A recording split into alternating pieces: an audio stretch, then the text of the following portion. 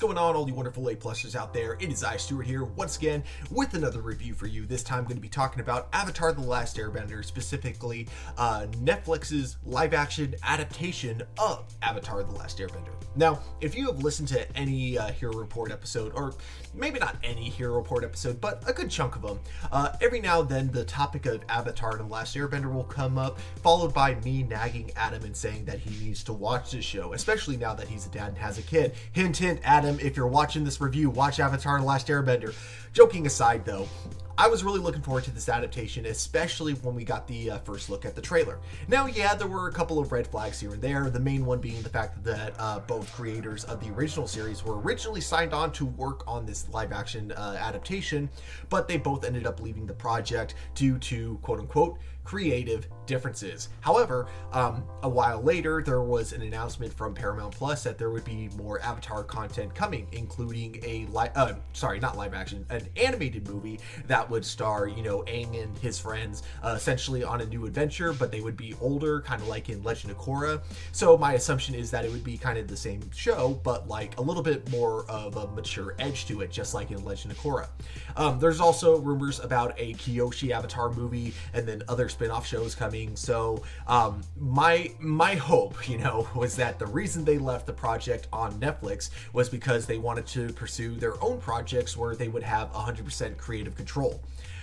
I don't think that's the case after watching the show. So keep in mind, this series is 8 episodes long, and each episode is about 40 minutes. Avatar The Last Airbender had 20 episodes, with each episode being about 20 minutes. So it's not, to me, I thought like they had a much more of easy. This would be not that hard to adapt, is what I'm trying to get at. And I look at M. Night Shyamalan's movie, which I think is a terrible movie, don't get me wrong, and I think it's way worse than Netflix's live-action adaptation. But that being said, I feel like, looking back in retrospect, M. Night Shyamalan had a much steeper uphill battle, I think, because you're adapting 20 episodes into a singular movie, and that cannot be easy at all. Like, even if you're a huge fan, even if you're an amazing writer, adapting like basically 400 hours into an hour and a half, sorry, not 400 hours, 400 minutes into about an hour and a half. That's not easy. That is a difficult task. Now, Netflix's Avatar didn't have that uphill battle, and very clearly from looking at the costume designs and the production overall, it looks like it definitely had the budget to bring that vision to live action. The biggest issue that this show has, though, unfortunately, is the writing. Now, going back to M. Night Shyamalan's Avatar The Last Airbender, that's what happens when you take a experienced writer who has zero respect for the source material and you have them make a adaptation. This was almost like the exact opposite issue, because clearly the people working on the show love Avatar The Last Airbender and have a lot of respect for that source material. But it's also clear that these people are not very experienced when it comes to writing, as they break several basic rules of storytelling. There's a lot of telling and not showing, especially in the very beginning of the show. Also, there's no buildup. So a lot of things that would get revealed later on in the series, it basically all gets revealed in like the first episode. Essentially, we know almost everything about this world, about our main characters, all from the very first episode. So the buildup is just straight up gone. The humor for the first 2 episodes is majorly lacking. Now, keep in mind, I'm going to be very vague on my thoughts on episodes 3 through 8, and I'll get to why when I get there. So most of what I'm going to be talking about is going to be about the first 2 episodes, and then I'll talk about kind of the rest as a whole, what I think about it. But like the first 2 episodes are the ones that I really have the most to say about it. And I think overall my biggest issue with this whole series as a whole is that it just feels like a live-action Disney remake. The problem is that they make these small changes here and there, but they keep everything so similar to the source material that these small changes don't add anything, they only take things away from it. If you're going to take something away from the source material, it has to be for the purpose of the story you're trying to tell, and this show doesn't do that. Nothing they change from the original source material adds to this. And again, this here is me talking about episodes 1 and 2. So let me get more specific, because I did actually take some notes. In fact, I think a lot of these notes that I took actually came from when I was ranting to a lot of my friends over text messages about a lot of things I didn't like about the show. So keep in mind, again, these are thoughts that I have of the first 2 episodes. Sorry, I'm having a difficult time finding where I kept those notes. Okay, here we go. Nope, that's not it. Sorry.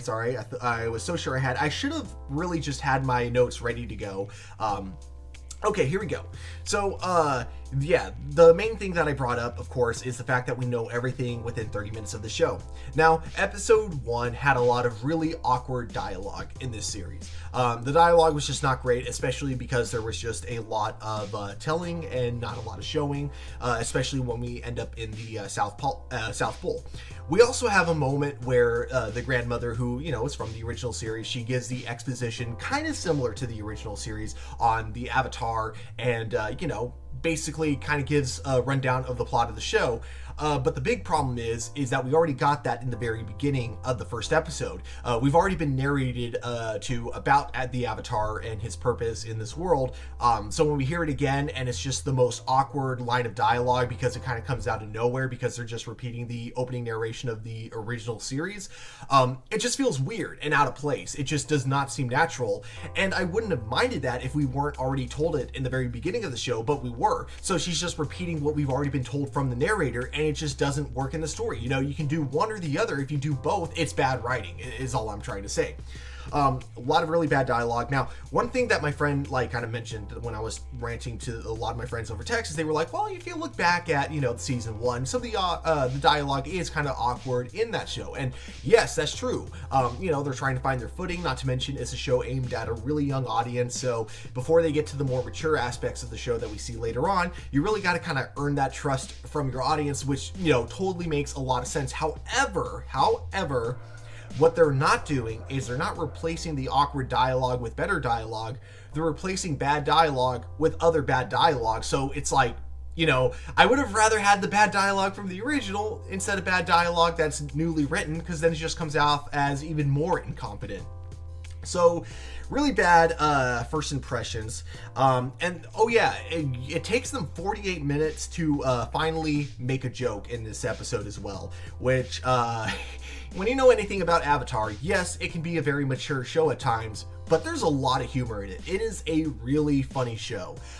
So it's weird that the first 2 episodes just don't have that humor, and like I said, it takes them 48 minutes before a singular joke is made.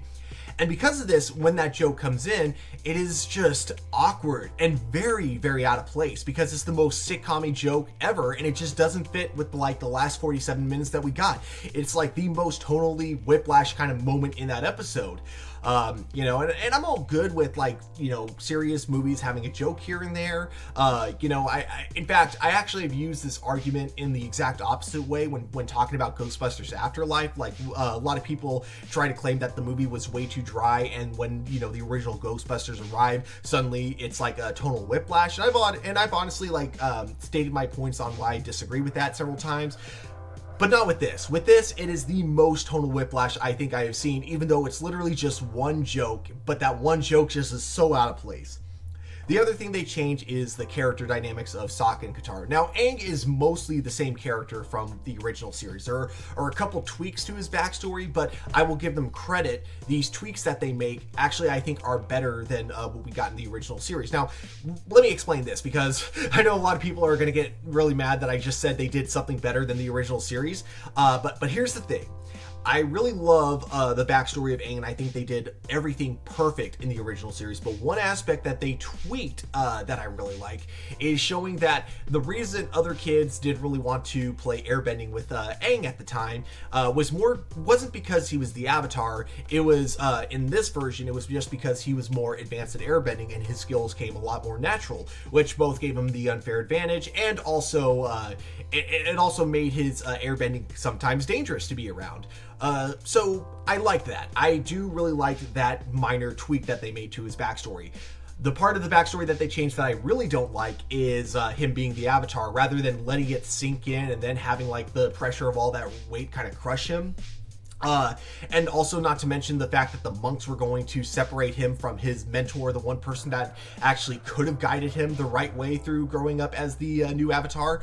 That's gone. Instead, he just takes a little ride to clear his mind, and that's all we hear about it. And it's too bad, because I really think like that was one of the best aspects of the original series. The fact that he had a mentor looking out for him, and that was the mentor that he, was about to be taken away from, and it makes a lot of sense that a kid as young as him, because he's 12 in the original series, it makes sense that he would crack under all that pressure. And I'm not saying it doesn't make sense the way that is shown here, it's just not as impactful the way it's shown in the live action series. So there was a small tweak that they made that I thought was actually better, but then the way he ends up leaving things with the other monks, I think was done, it was rushed, was the problem. And again, like I mentioned before, this show is terrible when it comes to build-up. Katara and Sokka, though, I do not like any of the changes that they made to them. Kind of like in M. Night Shyamalan's Last Airbender movie, Sokka takes himself a little bit too seriously. And okay, sorry, let me reword that, because he took himself seriously in the original series, and that was kind of what added to his humor.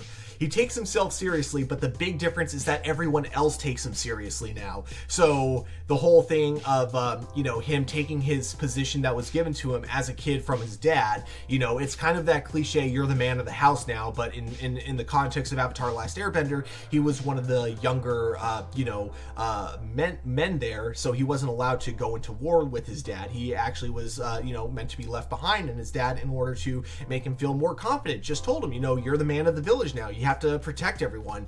And, even though his dad said that really just to make sure he was responsible, he really took that to heart and, took himself as actually being the village's, savior. But he was a young kid, so not a lot of people took him seriously whenever he would try to train some of the younger people in the village. It was one of the most charming moments of the original 2 episodes of the original series, and that's kind of gone because now everyone takes him as serious as he takes himself, and I think that just ruins a fun aspect of his character. It basically makes it also I don't want to call him a Mary Sue, because he's not, but it makes it less interesting because now there's less that you can play with when it comes to character development, especially in the second episode. And I'll get to the second episode because, oh my gosh, I think the second episode is the worst episode of the entire series. But then we get to Katara. Now, I had heard about this going into the show, but I did not want to believe this.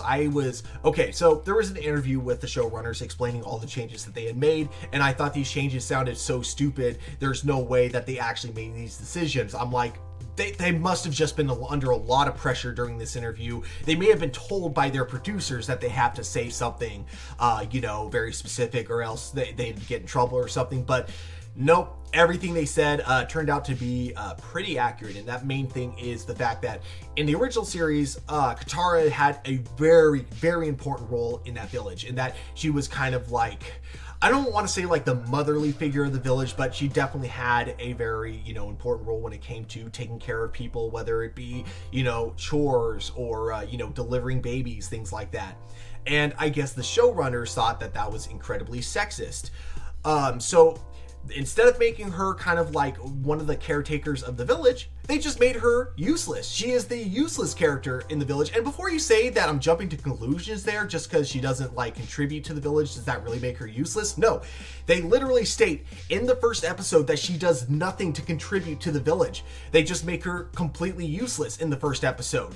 They basically say that she goes off to practice her water bending, and that's it. That's all she does in this village. So basically, she's the person that gets taken care of by everyone else. And it's just, I don't know what they were thinking. The idea that a young woman, or I say woman, she's a girl, sorry, a young girl being super responsible is apparently really sexist, but a young girl who is useless is totally not sexist. And before you say, well, you just said it yourself, she's a young girl, how can you expect her to have that kind of responsibility? Well, because it's wartime. It's because this isn't modern society where, kids can grow up to just be kids. This is a wartime. This is a completely different world than the one we're living in. So it would make sense for someone like her to be, as useful as she was in the original series. And again, so one thing, I can't remember if I stated in this review yet, but when you make changes to a source material, that is fine, but it has to add to the story you're trying to tell. And these changes that they make to Sokka and Katara don't add anything to their story that they're trying to tell. They could have told this exact same story the way that they were telling it, with those aspects of the character still intact, and it just would have made it more interesting. You take that away and you're just making it not as interesting. So that's the way I look at changes. And this reminds me a lot of live action Disney remakes, because this is exactly what live action Disney remakes do. They change things from the source material that don't add to the story that they're trying to tell. And so you wonder why these changes were even made in the first place, when those original aspects of the story had a purpose. And that's what it was with Katara and Sokka. Their original aspects of those characters had a purpose to that story. And when you're telling that same story without those aspects, it adds nothing. So those changes that they made to Katara and Sokka really left a bad taste in my mouth. Now, when it comes to the Fire Nation side of things, when it comes to Zuko and Iroh, what do I think of them? Let me just say the casting, casting in general, I thought was awesome. Everyone who is in the show does a really great job with the roles that they are giving. There is, there is kind of one exception, but I don't blame the actor, I blame the script.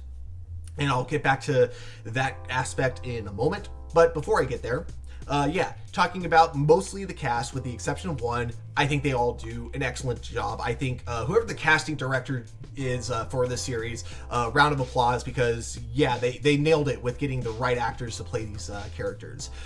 It's just too bad that they weren't allowed to be those characters to the best of their abilities, because the story, the script that they were given just didn't allow them to.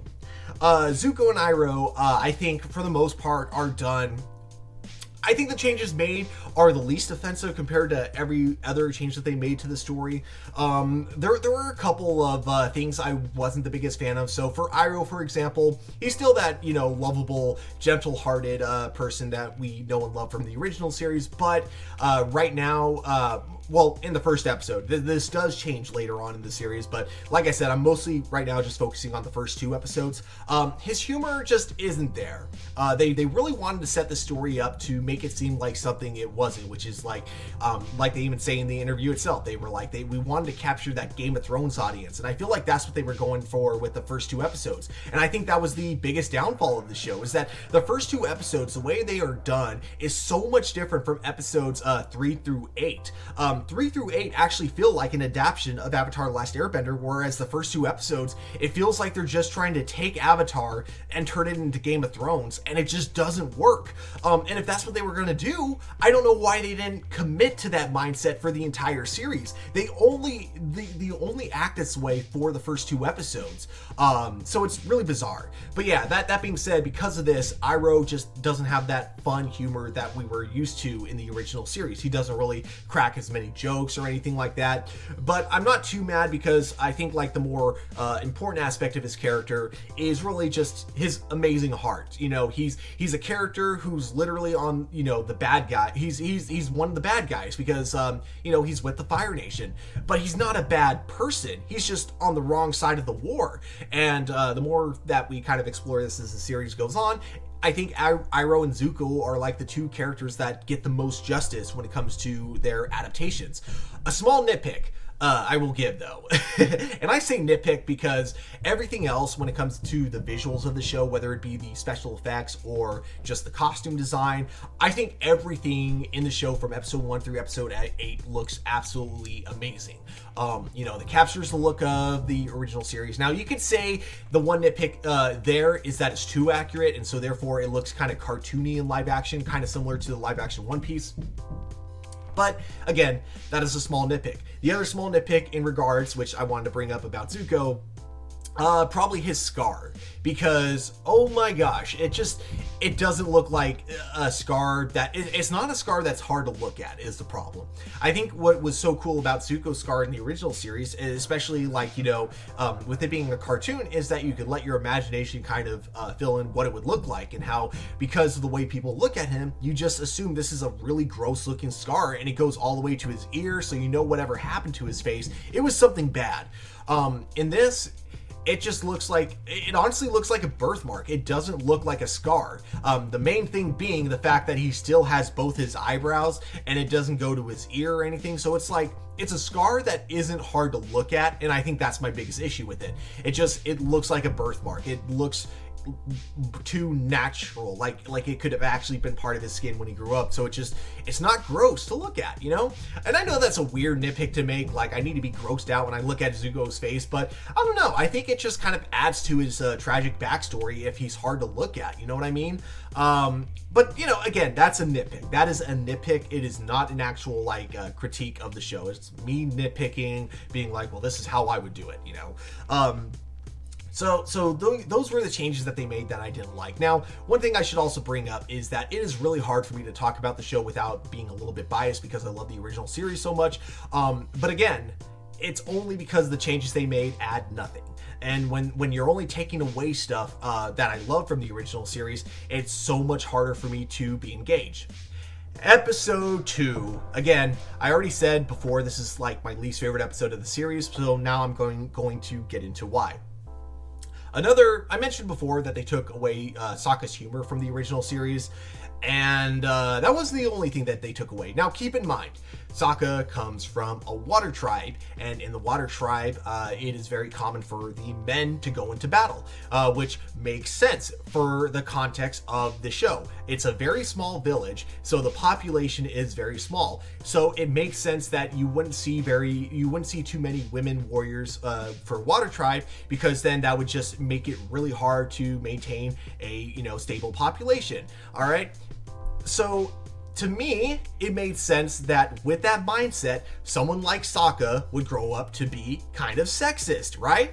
And that was something that was brought up in Avatar the Last Airbender. He was sexist. Kotaro got really annoyed by it, but of course, he's like, whatever, you're just a girl. What does that mean? What are you gonna do about it? Kind of a thing.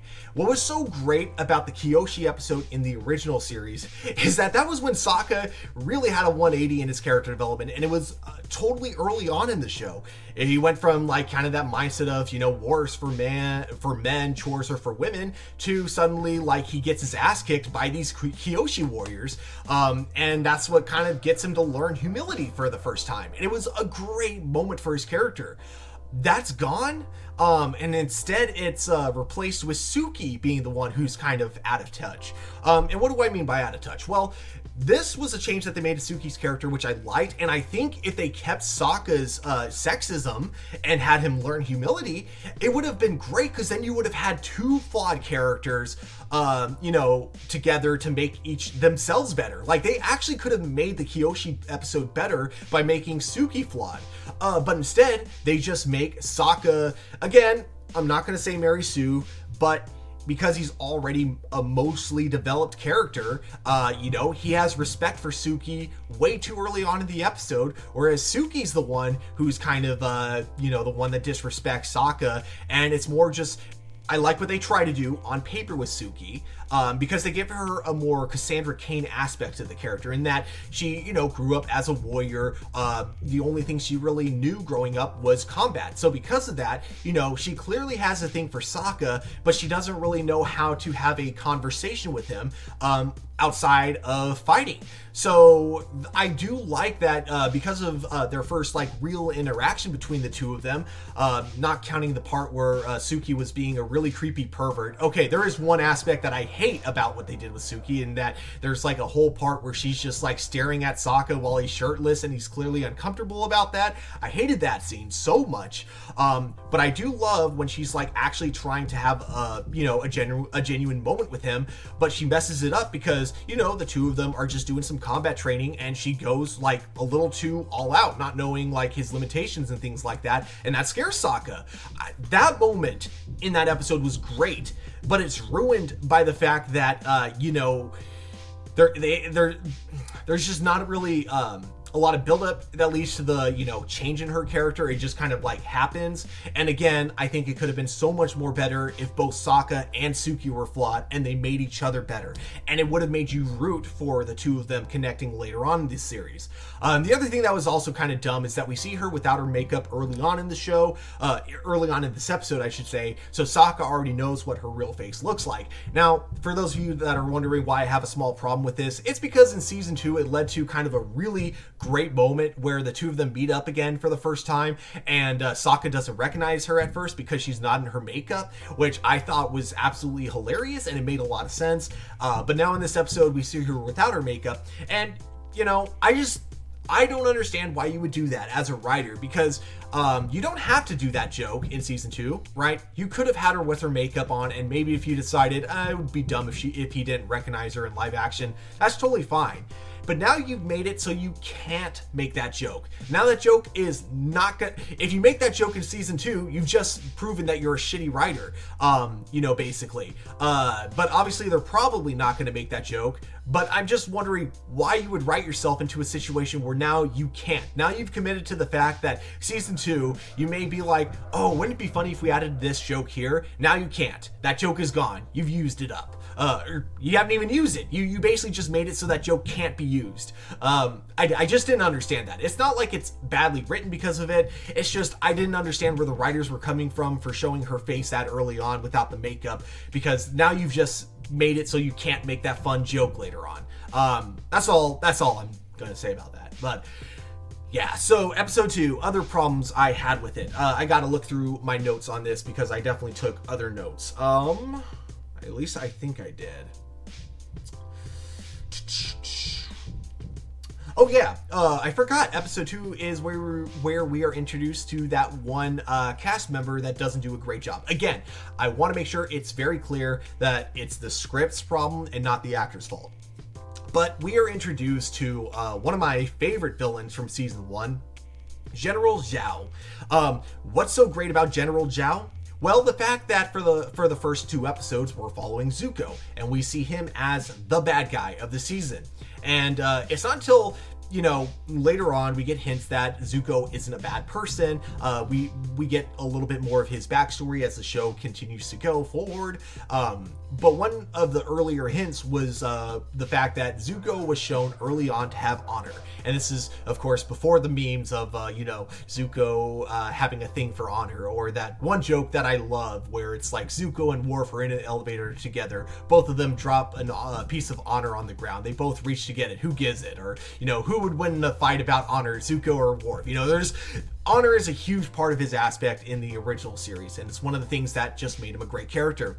So we meet General Zhao, who works for the same side of Zuko, but he has zero honor at all, and that's what makes him like a perfect, antagonist. The other thing too is the fact that he has no honor is why he's a lot higher ranking in the Fire Nation, because he's a general with no honor, which is something that the Fire Lord himself loves about General Zhao, and is why he's given so much authority in the original series. So that's gone, and he's basically just like a weird... So he's not a general in this, for one. The other thing is he's a sneaky person, because he convinces Zuko to let him help.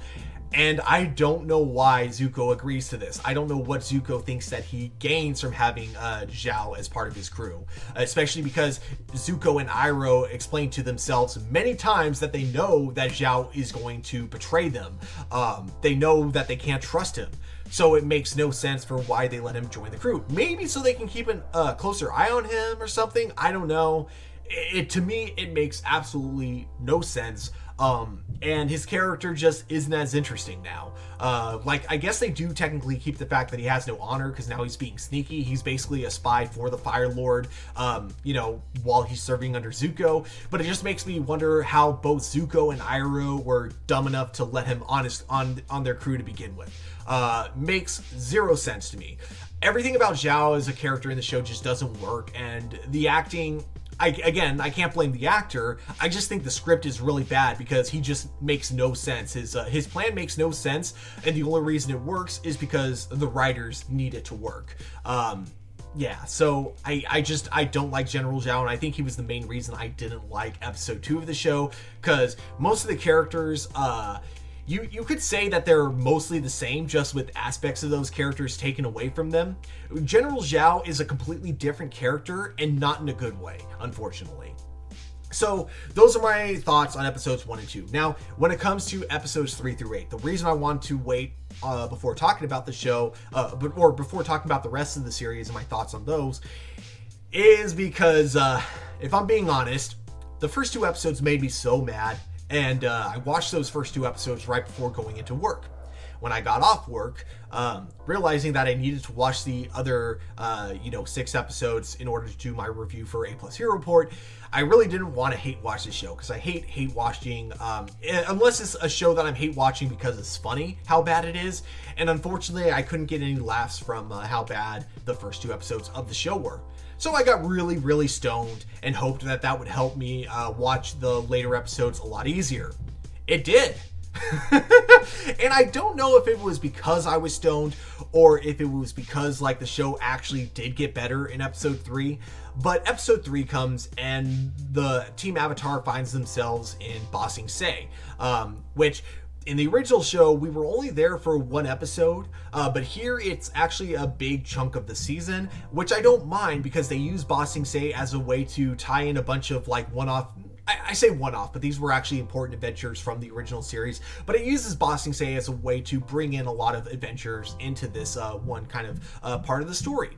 So yes, there are things I can nitpick at, like for one, the scientist and his son not living in the air temple does seem kind of weird, and it makes me wonder, how the scientist was able to come up with a lot of his inventions when a lot of it was based on the air temple. I wish at the very least the air temple that they hung out in was at least mentioned at some point or another, like saying, oh yeah, I used tech from the old air nomads from years ago, and that's how I came up with my son's chair that he uses, because his son, who is disabled, uses a wheelchair that can glide through the air, and the way it works, it doesn't make as much sense when you're not in an air temple that has a very specific type of wind that makes it so you can glide. Because in the show, the only reason the airbenders were able, not the airbender, sorry, the I forgot what you would call them, but these people that were living in the air temple, they weren't like air nomads, they were just people that admired the culture of airbenders.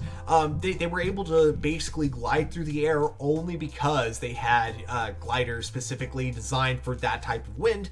So that part of it is gone. But again, that's an aspect I can forgive. Along with introducing Jet and Ba Sing Se, again, there are probably some nitpicks I can make here and there, and the fact that like their whole Robin Hood metaphor doesn't work as good if they're not living in the woods. But then they try to rectify that by showing they are living in the woods. It's just the woods that are right outside Ba Sing Se, which then makes me wonder how the people of Ba Sing Se, the security of Ba Sing Se, isn't able to figure out that there's a group of, labeled terrorists, all right, that is what they're labeled as in the show.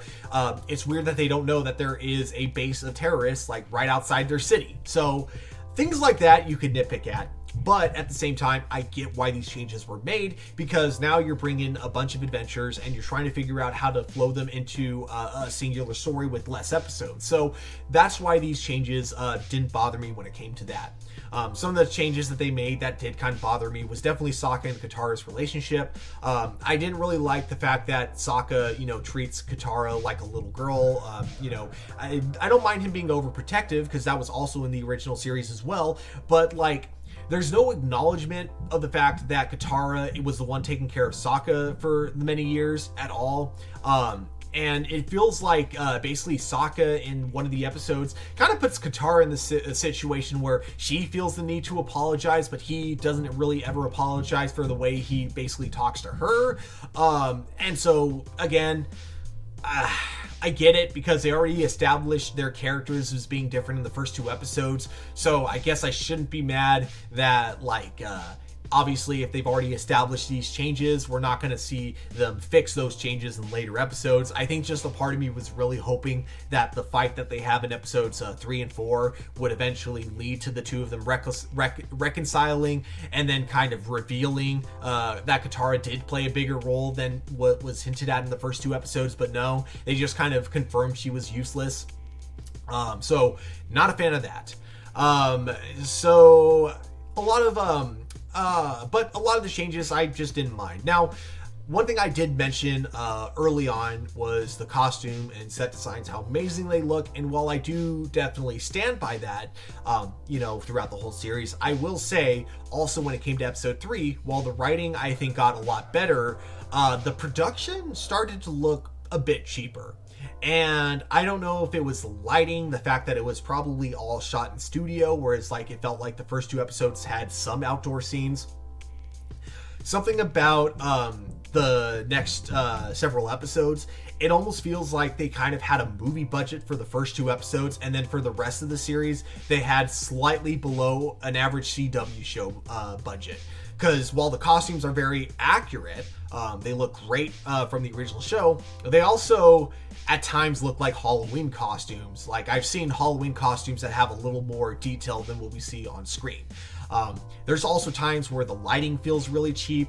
Some of the visuals, while I think it was because they were going for a more old school fantasy vibe, they look really cheap, especially when it comes to the spirit world. There are times where like the characters are glowing, and it kind of gives me the vibes of like early Star Wars, which I like, but at the same time, I can't tell if that was done on purpose or if it was just because these were kind of amateurish VFX artists. So, it's kind of a catch-22, because in a way, like, I love the fact that they went for accuracy, but because of that, you definitely lose a lot of realism, which I personally didn't mind as much, but I can also see this being a turnoff for people that wanted to get into Avatar but have never seen the original series. They're going to look at this and go, man, this just looks so silly, and not want to watch the rest of it. So, it's weird because you look at the first 2 episodes and it feels like they're trying to drag in new audiences. And then you look at episodes 3 through 8 and it feels like episodes that were only made for people who watched the original series. So they weren't perfect is what I'm getting at. But I was able to get through episodes 3 through 8 a lot easier than episodes 1 through 2. Again, I'm not sure if it was because I was really stoned watching them or if it was because, they actually were better. But, the changes that they made, again, I think it was because the changes had a reason for being changed. It wasn't like the first 2 episodes where the changes made 0 sense. In episodes 3 through 8, the changes, for the most part, actually made sense. Now, that is until the season finale. So I brought up sexism a couple of times while talking about, this show. And that's because sexism was kind of a part of Avatar the Last Airbender.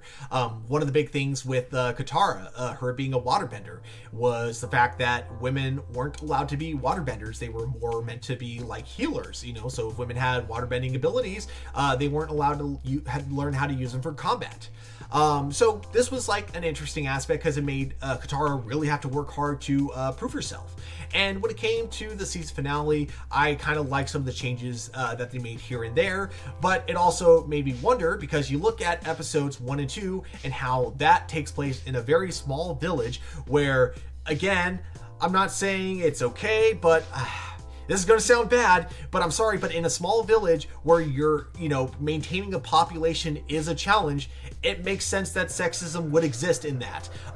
So that being said, the fact that we see a small village that Sokka and Katara grew up in had 0 sexism, but then we go to the North Pole, which has more luxury than the South Pole does, as they are a sustained civilization. It makes 0 sense for a civilization like that to be the one that would say, oh, women can't waterbend. And I'm like, okay, so now you try to go with, now you try to say that sexism exists in this universe. And it's like, that makes no sense that it would exist there, but not the South Pole, So things like that just make 0 sense. So when we get to the finale and Katara is trying to prove herself, I like one aspect in the fact that she encourages other women to be waterbenders and use it for combat and not just for healing. I love that because that was something I don't think, it has been a minute since I've watched the original series, so I could be wrong, but I don't think that was something that happened in the original series. If I remember correctly, Katara did it to prove herself, but she didn't really inspire other women waterbenders to fight as well. So I like that they made that change in this. Like, other women out there were like, hey, I know how to waterbend too. I can help fend off the Fire Nation from the village, or from, I say village, but it's way bigger than a village. It's a full-on city for the North Pole. So I like that change. I do. But again, I go by the fact that it makes no sense for sexism to exist in a place like that. At least, I mean, it would if it existed in the South Pole, but it doesn't exist in the South Pole. So it makes no sense that it wouldn't exist in the South Pole, but it would exist in the North Pole. That makes no sense to me at all. A really big issue that I have with the way that they kind of address it here and there. So, you know, this show overall is mediocre. It is really hard to get through the first 2 episodes, but once you do, at least episodes 3 through 8 are watchable. They're not perfect, they have a lot of issues, but they're watchable at the very least. Again, one thing I will not say is that the show was lazy, nor will I say that it disrespects the source material. It's clear that the writers of the show love Avatar the Last Airbender, but when it came to M. Night Shyamalan's Last Airbender movie, what you had was an experienced writer with zero respect for the source material, and therefore you had a really bad movie. Here, with Avatar the Last Airbender on Netflix, you have a bunch of writers that are clearly inexperienced, but they have a lot of love for the Avatar the Last Airbender franchise, and so it's harder to hate this show, but it is easier to point out a lot of flaws, especially when it comes to the writing of the show. So it's not good, unfortunately. I really went into the show with a lot of high hopes, and maybe that was also part of the issue. I went in with some unrealistic expectations, maybe. Maybe that was part of the problem. Maybe the part of the problem is that I love the original series so much that this could have been a perfect adaptation, and I still wouldn't have been satisfied. What I'm trying to get at is that I have biases because of how much I love Avatar the Last Airbender. And because of that, the changes, no matter how small they are, they're going to bother me, and I really wish I could take that away and just enjoy the show for what it is. But for the most part, it's just a very mid adaptation. Do I want there to be a season 2 of the show? Not necessarily. Do I want the show to get canceled? No. If there's a season 2 though, will I watch it? That's the big question. Well, it depends. I'm going to have to...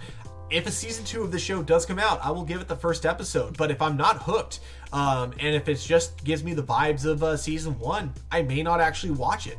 I may watch the first 2 episodes so I can give you guys a review, but I don't see myself continuing the show if it continues to go down this specific path. Yeah, I'm sorry.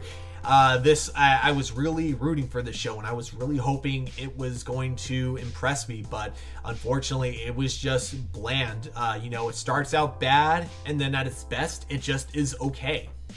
A lot of the more emotional aspects of the show, it didn't grip me the same way the original series did. The changes they made no sense, and there's no buildup. There's zero buildup in the show, and I think that's the biggest crime that the show makes, is that all the buildup that we love from the original series, it's gone. I could go into more details, but I think I've kind of made my point just by pointing out the flaws in the first 2 episodes alone.